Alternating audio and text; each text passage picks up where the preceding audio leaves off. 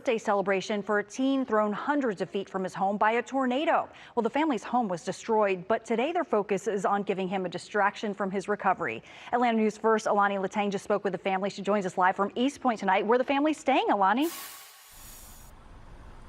Yeah, Joy, we just spoke with his father, and he tells us that Malachi is slowly getting better, but again, a long process for recovery here. Malachi had plans to actually be with family in D.C., where they're from originally, but now that family says that they're just trying to get him through day by day, especially today being his 19th birthday. So Malachi survived that tornado on Thursday that leveled his home in Henry County.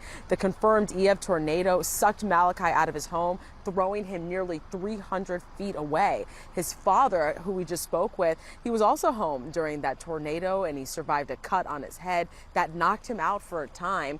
He tells us that his son has several broken ribs, a fractured bone in his face, but is showing again signs of progress, including opening his eyes and getting some speech in. They did decorate his room. We just saw a video of that. There's balloons, a big 1 and a 9, and he just tells us how now the family is here to celebrate Malachi.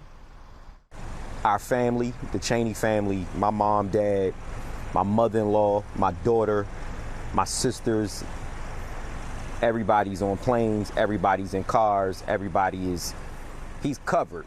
He's really covered with love. And there's a lot this family still has to do, finding a new place to live, but really their focus is on Malachi. Another little fun note about Malachi is he just finished out his first year, freshman year at Savannah State University, doing theater. So he hopes to be able to return to that. But again, the family tells us a long road for recovery, and it's not sure when he'll be released from Grady Hospital. But for now, we're live in East Point. I'm Alani Latang, Atlanta News First.